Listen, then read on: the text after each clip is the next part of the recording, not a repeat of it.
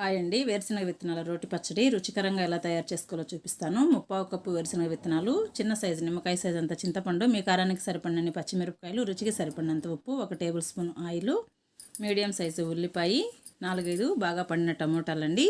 Stove వెలిగించి కడాయి పెట్టుకొని వేరుశనగ విత్తనాలు డ్రై రోస్ట్ చేసుకొని పక్కన పెట్టుకోవాలి. అదే కడాయిలో 1 టేబుల్ స్పూన్ ఆయిల్ వేసుకొని పచ్చిమిరపకాయలు తుంచి వేసుకుంటే చిట్లకుండా ఉంటాయి, అవి కూడా వేయించుకొని పక్కన పెట్టుకోవాలి. అదే కడాయిలో మరి కాస్త ఆయిల్ వేసుకొని టమోటాలు కూడా శుభ్రంగా కడిగి కట్ చేసి వేయించుకొని పక్కన పెట్టేసుకోవాలి. అన్నీ పూర్తిగా చల్లారిన తర్వాత రోట్లో దంచుకోవాలండి. రోలు అయితే శుభ్రంగా కడిగి క్లాత్ తీసుకొని తుడిచేసి ముందు వేరుశనగ విత్తనాలు ఉప్పు వేసి దంచేసుకుంటున్నాను. అందులోనే పచ్చిమిరపకాయలు కూడా వేసి దంచుకోవాలి. ఇది మెదిగిన తర్వాత టమోటాలు కూడా వేసి దంచేసుకోవాలండి. టమోటాలు పూర్తిగా చల్లారిన తర్వాత దంచుకుంటే పచ్చడి 2 రోజులు ఉన్నా చెడిపోదు. ఇప్పుడు ఇందులో ఉల్లిపాయలు కూడా వేసేసుకొని దంచేసుకొని ఉప్పు సరిపోయిందో లేదో చూసుకొని గిన్నెలోకి తోడేసుకుంటే కమ్మటి వేరుశనగ విత్తనాల రోటి పచ్చడి రెడీ అవుతుందండి. వీడియో నచ్చినట్లయితే ప్లీజ్ సబ్స్క్రైబ్.